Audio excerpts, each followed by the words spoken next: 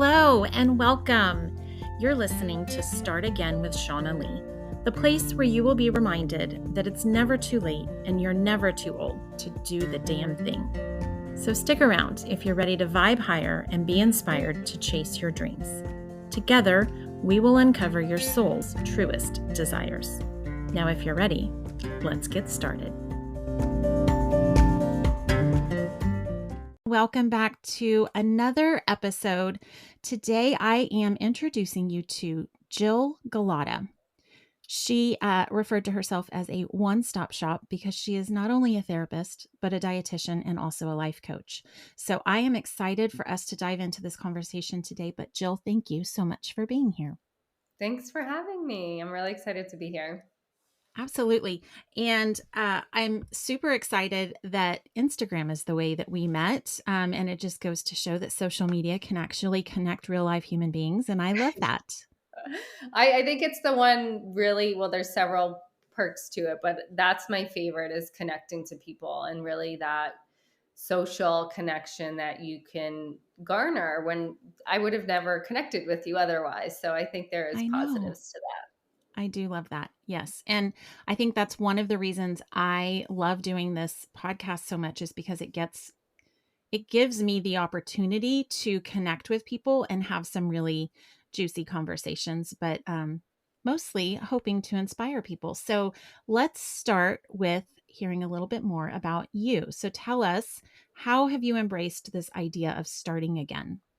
Oh my God, that's what really resonated with me is the work that you're doing. Because I think I have a really powerful starting again story. And I think it's one of the things that drives me to help women create the best life possible and help them get out of their way is that you can create a life beyond your wildest dreams. And I'm divorced and I got divorced 4 years into my marriage. I had a 10-month-old and Oh, wow. a barely 3-year-old when I left my marriage. And, I was in a really challenging place for such a long time. And I finally kind of got out of that like victim mode. I can't believe this is happening to me narrative and really turned inward and started working on myself and stopped looking at external circumstances and really looking at how am I thinking? How am I feeling? How am I talking to myself? I really did a lot of my own self work and it completely changed my life.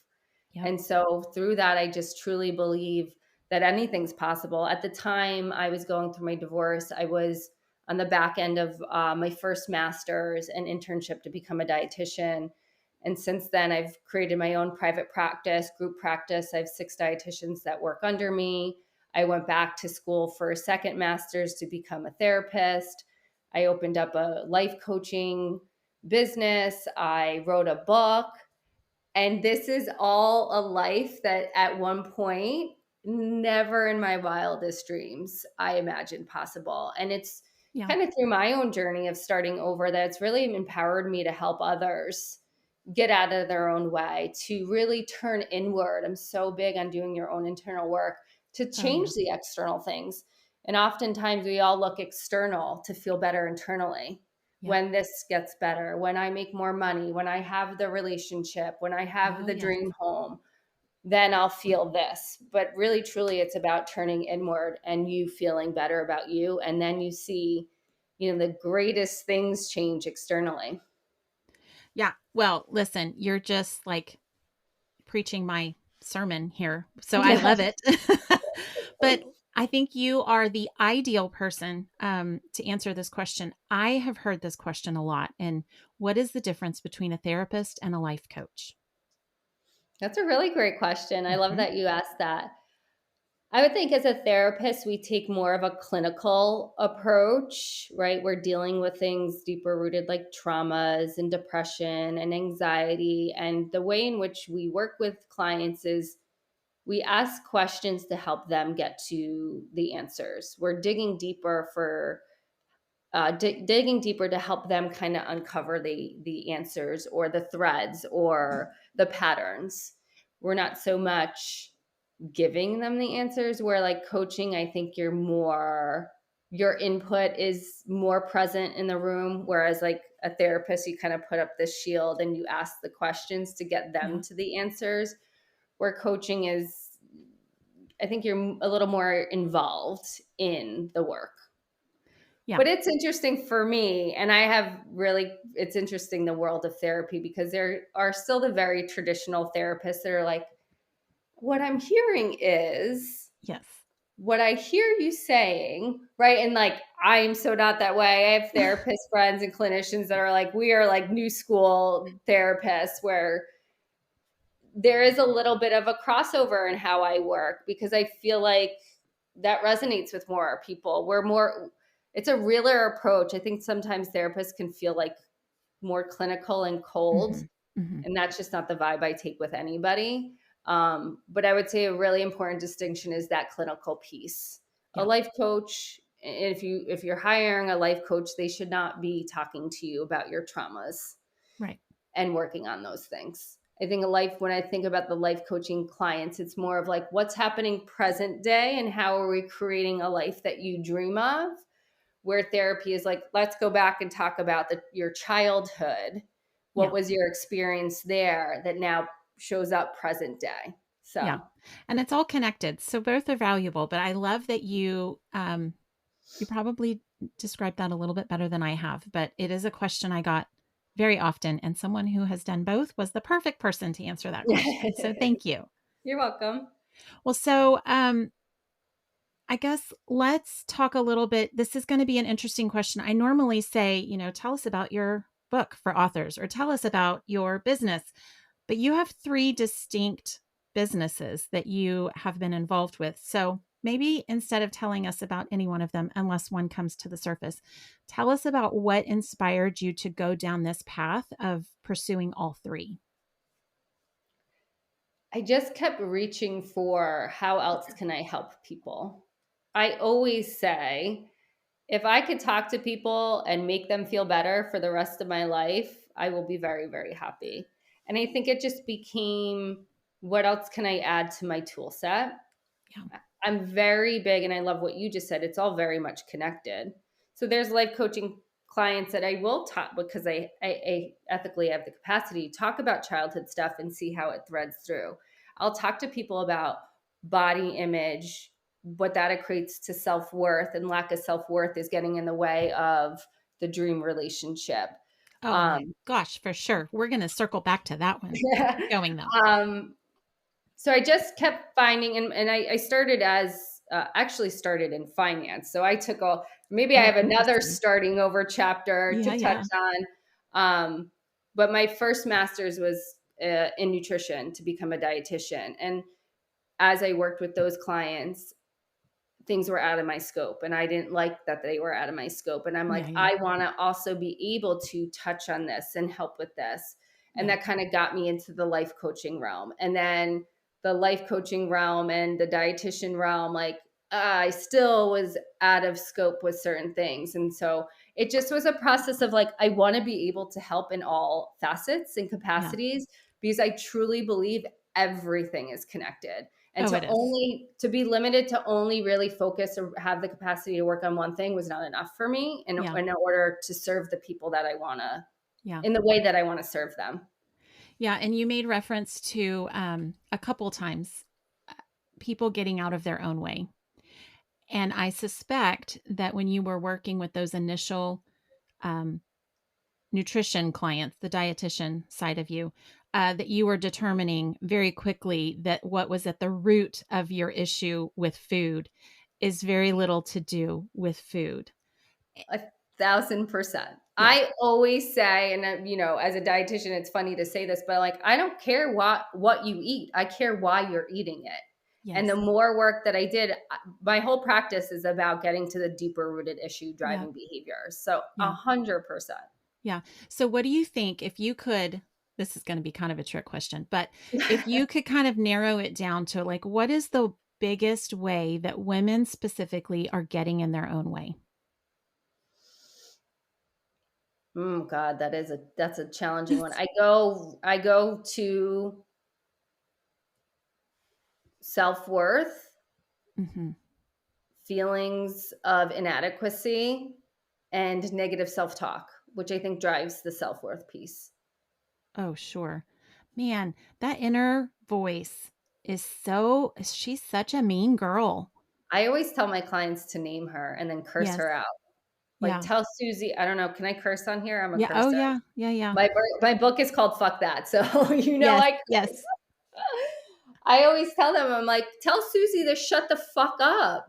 But Yes. that voice is so loud and it drives the way women think about themselves, feel about themselves, their actions, their behaviors, and Yeah. actions and behaviors that don't align with them feeling good about themselves. Yeah, and I think, I have 4 children, 3 of which are girls, and the mean girl within like my youngest daughter is in 5th grade. And so like 3rd, 4th grade is really when it starts with other girls being mean to each other and worrying about, I also am a seamstress on the side, so I'm altering a prom dress for one of my friend's daughters, and she's talking about how her friends, quote unquote friends, were talking about one of the dresses, and the dress she loves is the one that someone said looks disgusting, so she won't wear it. And it just broke my heart. First of all, Oh, because it's hot pink and it's my favorite color, so I was like, "Wear that one. It's amazing." yeah. But then, at one point I was like, "Well, it sounds like you might have your friends might be terrible." And she was like, "Well, yeah, they might be."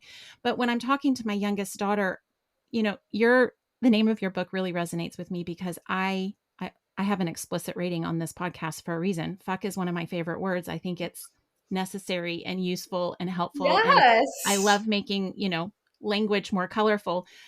But also I have these moments of being like a real parent, and this might be frowned upon in like the therapist community or like parenting experts, but my daughter was talking about, being afraid that people were going to talk bad about her or say something. She had just dyed her hair, and so she was afraid, really nervous to go to school the Mm, first day. What are people going to say? What are they? And finally, I had enough of the mean girl. What are other people worrying? And I said, fuck them. At the end of the day, I said, I hope that you are an adult one day and you look back on this conversation, you're like, oh my God, I was a little kid. My mom was saying, fuck them. I said, I want that to be resonating in the back of your head at all times. Do not worry about what other people are thinking about you. What matters is that you love your hair and you think it looks amazing, and you mhm. carry that energy into whatever room you walk into. And so it's probably frowned upon to say to your As a 11-year-old, therapist, fuck I them. But fully support as a therapist, I fully support that whole dialogue. yeah, I It's an just was like, important lesson. well, and it's a hard lesson Mhm, for us to, I would say all human beings are learning this lesson. I focus on women because I am one and I'm raising 3 of them. But I think this idea of the inner voice kind of worrying about what other people think and then taking it a step beyond that and just mhm. driving home this negative self-talk. I would agree with you that that is the biggest way that people, women especially, get in their own way. So I Well, that's appreciate why I you. think it's such an important conversation you're having with your youngest daughter, and I would imagine you had it with the other daughters, is that you really have to love yourself and not Mhm. be swayed or worried about what other people are thinking of you. And I think in this day and age, that's near impossible to do. And so It is. as a mom, I think you're doing a great job getting ahead of that and providing the messaging that they do need to navigate this world. Hopefully it Well, sticks. thank you. Well, I don't know how effective it is, but listen, I'm out there saying it. Yeah, no, that's what I'm saying. What else can you're doing Yeah. it, and hopefully it resonates and it continues to resonate for them, but Yeah. it's so Well, hard. oh gosh, it is. And it's like an uphill battle, but I hope that it makes a difference, but also it's, why I do the work I'm doing is to help correct it even for adult women who that little girl in them is still worried about what other people are thinking. Mhm. And um anyways, so enough about me though. Let's circle back to your book. So tell us a little bit about your book. Oh, it's actually right here, look, here. Fuck Oh, that. I love Um, that. I First love of all, it. I never thought I would write a book, which is Yeah. like some of the shit that I do, I'm like, "How did I even do that?" Um, Oh It yeah. really it really is like, as I have mentioned, I think everything is connected and it all goes back to kind of the internal work that we do on ourselves. And so it's really a guide for multiple facets or different facets of your life. And this is what I like about the book is like, if you're in a space where your career is the most stressful thing to you right now, you can focus on that chapter and pull from the lessons there. If you're worried about body image, you could pull from the lessons there. If everything feels like it sucks in your life, then Yeah. read about friendship, relationship, career, body. But it takes people through my story in each of those facets. So I talk about, relationships. So I go into kind of my divorce and the work that I did on myself through that challenge and kind of my perspective on relationships now. I talk about friendships. So it's, my experience in certain friendships that were really challenging and, the work that I did on myself and how you can apply it to you. So it really takes all these different facets of life that are, relevant to everybody. Tells a little bit of my story in that regard. And then kind of, I have affirmations, journaling prompts, lessons, Love work it. that people can apply to themselves in those areas.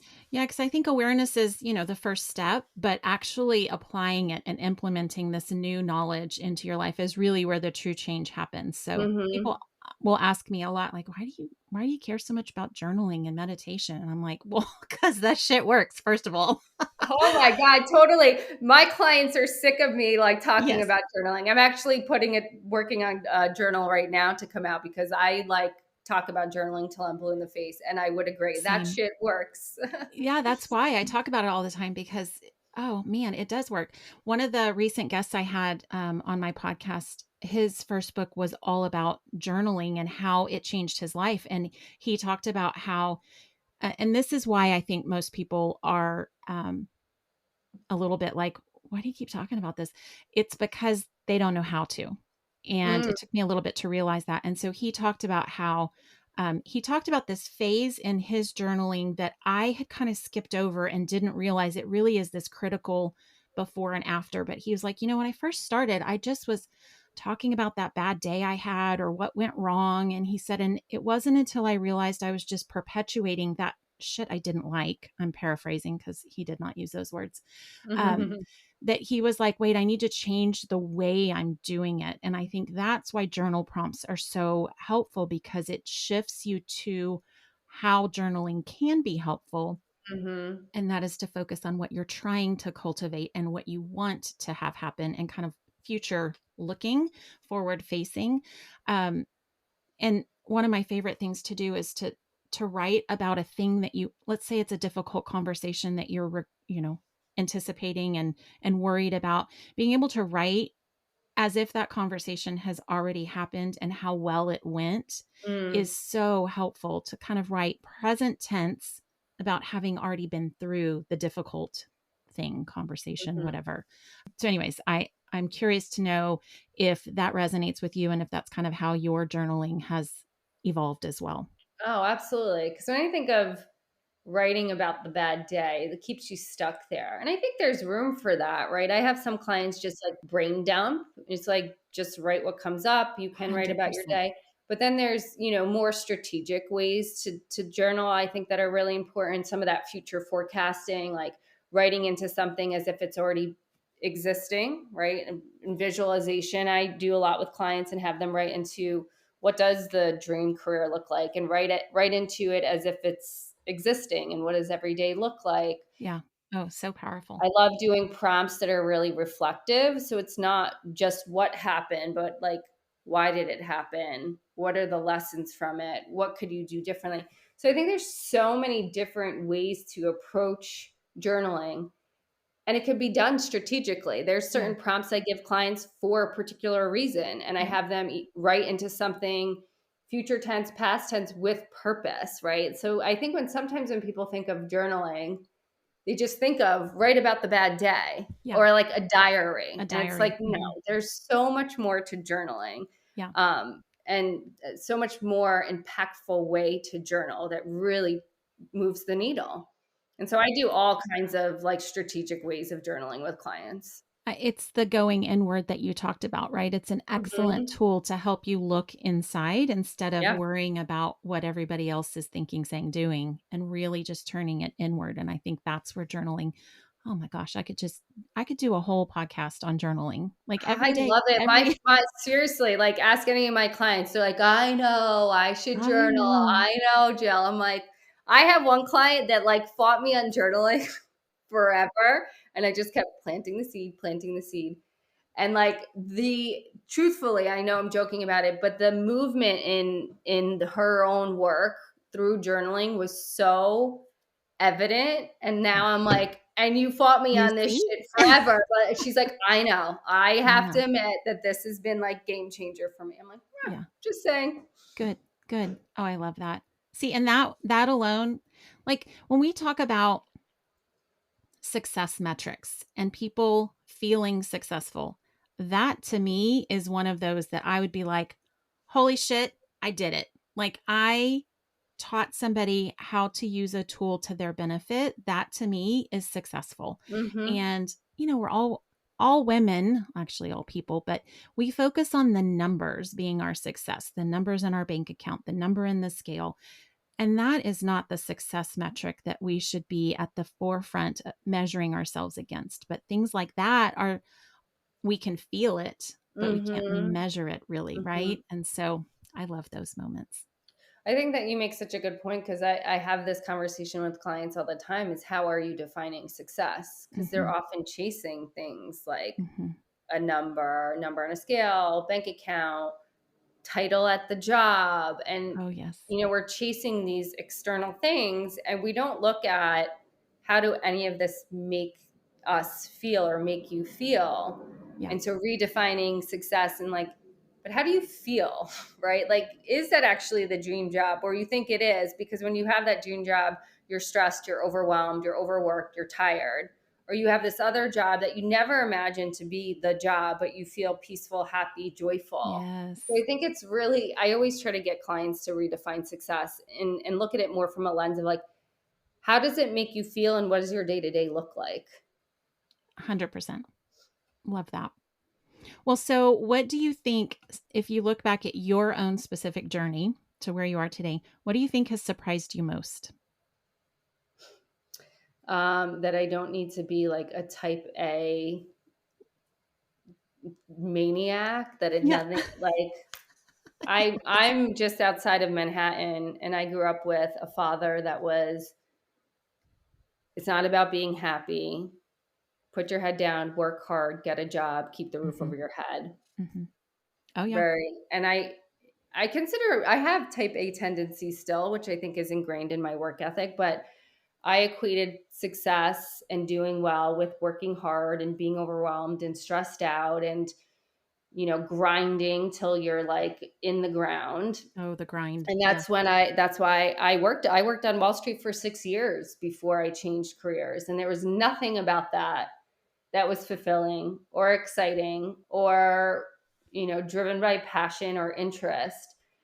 Um, so I say what is most surprising is that I've kind of flipped that on its head. Like it is about being happy. Hmm. It gets to be easy. Things get to flow. I don't have to be burning the candle at both ends to feel success.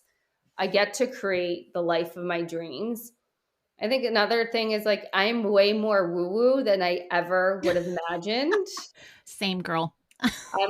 I was like, that stuff is, you're out of your fucking mind. That doesn't work. It's Hmm. like Hmm. the equation is put your head down, work hard, see Yeah. Yeah. results now. I'm like, just get your energy in a good place and everything you want is coming and trust and faith. And like, that might be my biggest surprise. Like, I am woo woo beyond belief that Yes. I'm like, but it's changing how I think and changing my mindset and doing work on me and putting myself in more of that space of trust and faith and believing Hmm. changed Hmm. my life.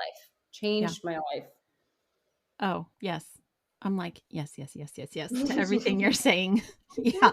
My son, he's the third of four, and he is a teenager in high school. And I was, we were talking through anxiety the other day. These young people are so anxious now, let me just tell you. And Yes. so this is a common conversation that we have. And I was saying something, and then I just leaned a little too far with the woo woo. And he was like, "Oh, okay, mom." And then I lost him and I was like, oh, Yeah. dang it. Rein it in. Know your audience. Yes, I have definitely gone down the woo woo path and the touchy feely flowy, The everything is energy Yeah, but, because, well, it's true. you're preaching to the choir over here. I never believed it, but I have to say it's provided me so much peace. Hmm. And Yeah. I think even in the challenging times, I'm able to go to this is happening for me and not to me. And the Hmm. peace that Oh, that that's a hard brings. adjustment for a lot of people. Oh my God, yeah. You tell someone in the hardest moments to be like, and I've And this is, experienced it too, yeah, to yeah. be like, this is happening for you. They want to punch you in your fucking face. Yes, they And I'm do. like, get it. I've been there. If anybody said that to me before I believed this stuff.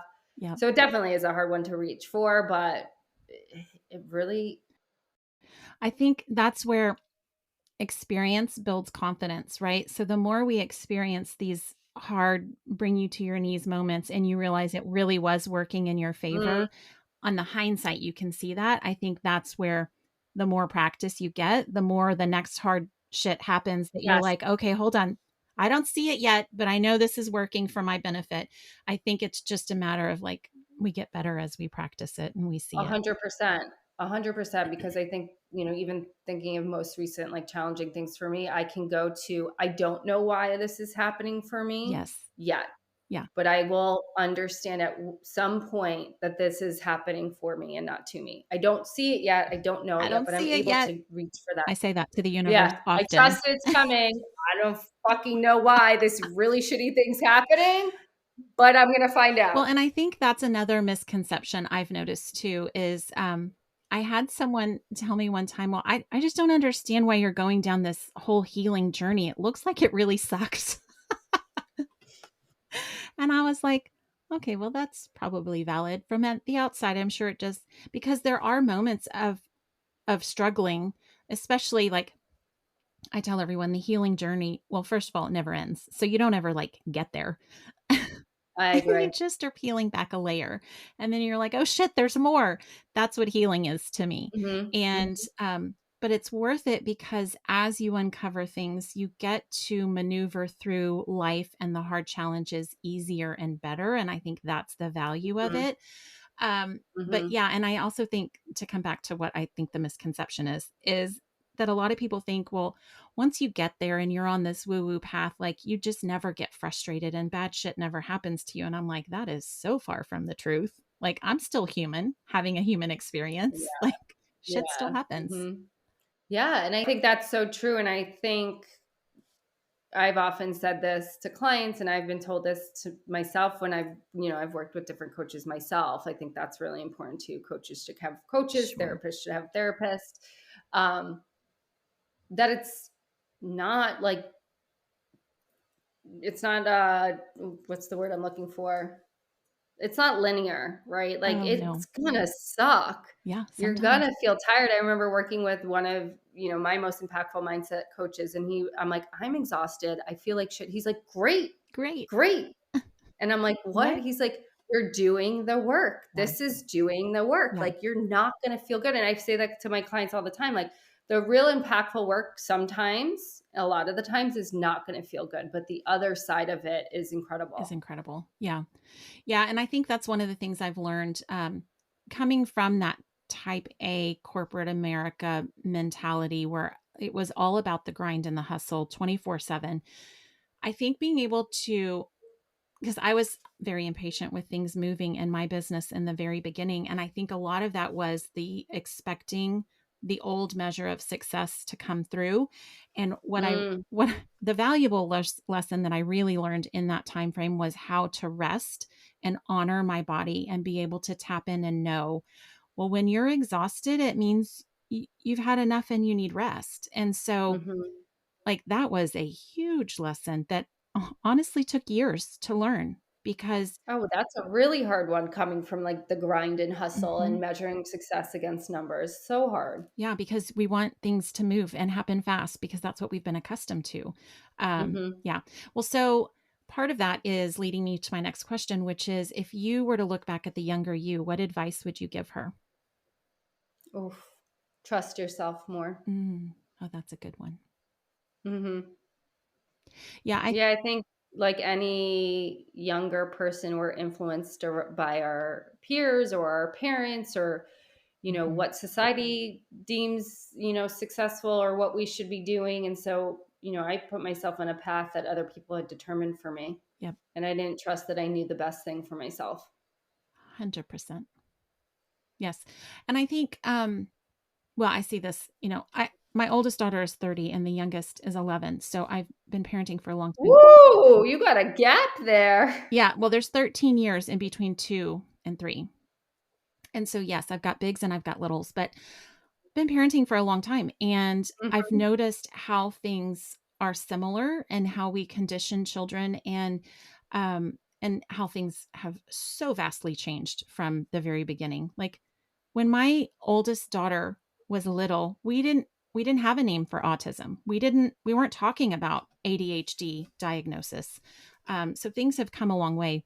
But what I notice is we train the creativity out of these little humans, and we teach them not to trust themselves. Mhm. And so it's not surprising that that would be, a lot of my guests have kind of the same theme in their answer to that question, but it's not surprising because of the way we're conditioned as children in the society, that art is not a valued commodity, and the Mhm. idea of creativity, like it's special and only belongs to the finite few artists who can paint and earn a lot of money from this painting. Like it's ridiculous that every human being is creative, and the way they do it is so vastly different than the other person. Mhm. And Mhm. that's the beauty of it. And that if we were to actually focus on what makes us happy and builds us up, that is really learning to trust yourself. Yeah, I think that that's too important is like leaning into the things that make you happy and being open to the many different ways in which that can come and not closing yourself off to certain things that you're told you should do or what will make you happy or that happiness is not an option. That was my messaging. Oh, yes. Or that it's not important, Mm, yeah, when I think that's the important thing to consider. 1,000. Yes, absolutely. Yeah. I Yeah. think it's something to always strive for, and it is important. Yeah. Agreed. Well, so when you look forward to kind of what comes next and where you're focused, what do you now believe is possible for your own life? Truly anything. Really, like, and that was never a belief system of mine, but I've seen how much working on myself, which I think is always a continual practice and process, to your point, that it's never ending. There's no, I've made it here. Yeah. And so I have seen really the truly incredible, mind blowing impact of continuing to work on myself. And so I really believe the more I pour into me, anything is possible. I can create whatever it is that I want. And, sometimes I'm like, well, why not? Why can't I do that? Yeah. Oh, I love it. That's So, the best question. Why not? yeah. Yeah. Well, so do you think you have another book in you? Yeah, I think so. It's interesting how you said like all my separate businesses. I'm working to kind of create it under one Mm, umbrella of a wellness I company. love that. And launching a new brand soon that encompasses all the things that I do and kind of creating other things under that umbrella to bring this brand to life. So that's the next step, which might include another book at some point. Yeah. But I've always thought about kind of the book in a series where, like, the reason the book is named Fuck That is when clients are talking to me and they're in a circumstance that doesn't make them happy, that doesn't serve them, that is putting them in such a negative place, I always will say to them, like, fuck that. Yeah. Like, fuck that. Yeah. And like, here, let's move you through this. And so what was the next book? The next book was Fuck It. like go for it. And Oh, then the next book could be like, fuck yeah, like celebrating all the uh, big things. oh my So gosh. maybe a series to come. We'll see. I'm working on this new brand first, but yeah. Yeah. No, I love that. And I don't know about you, but anytime I like pivot or shift in my business, I want to do it real fast. And what I've learned just recently is like, okay, let's just hang on a second. Like if it takes you 3 weeks to create this new thing, whatever the thing is, that's okay. Who said it needed to be done in a day or 2 days? I so appreciate you saying that because literally I experienced everything that you just said because I've been struggling a lot with like, how does this all come together? Because some of it feels very separate for me. In my private practice, I'm working with people that are dealing with disordered eating, and then life coaching. It might be going through a divorce or a career change. It's like, how do I serve this same woman? Hmm. But, and then all of a sudden it came to me. I'm like, oh, here's the umbrella. It's a full wellness company, whatever. And then I was like, okay, I got to do all the things. And I'm like, No. chill out. Yeah. Like, Yeah. even if this takes a while to come together or roll out or launch, I literally had to have that conversation with myself because I have like all the tabs up and Yeah. working on all the things and like creating the journal, creating the affirmation cards. Yeah. How do I get merch made and I'm like, It'll come. slow down. I'm really It'll excited come. about the merch that I'm making though. That one's going to happen first, but totally appreciate you saying that because that's Yeah. exactly the space I got into and I had to walk myself back. Yeah. Yeah. Well, and I don't know about you, but for me, I was rushing past the enjoyment phase and I wasn't Ah, I having love that enough you said fun with each one. So, like creating merch as an example, I've done that and I was like rushing through the whole thing instead of really just sitting in there and giving myself time to get into creative flow and have fun with it. And when I have done that, the the result is so much prettier, that. honestly. Um, so anyways, yeah, for me, I just am like, well, for me, I have tried to incorporate the word play in my life this year I love that. specifically.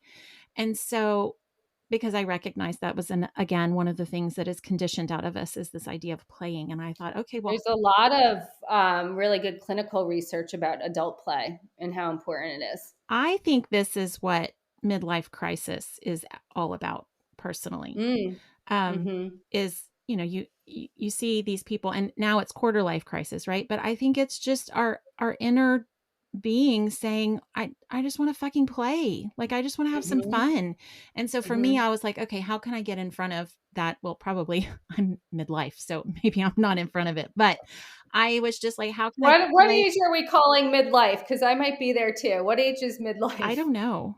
Well, I've always thought I was going to live to be, 100ish. So I thought 50 was midlife.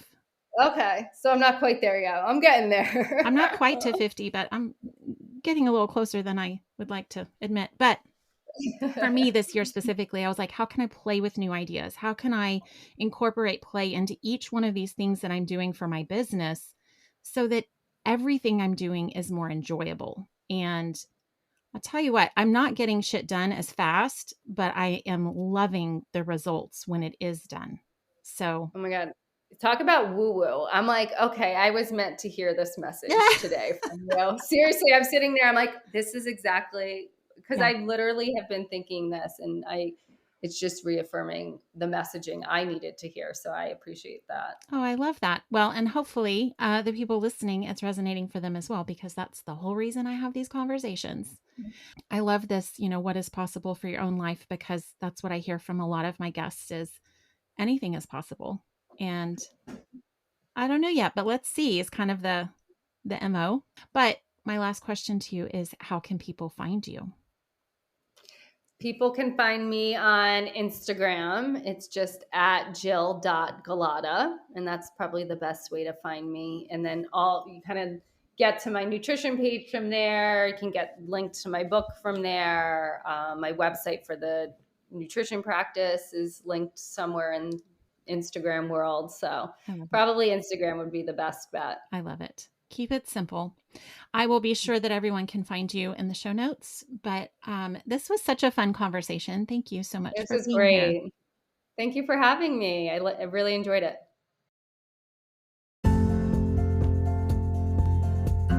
Hey, hey, my friend.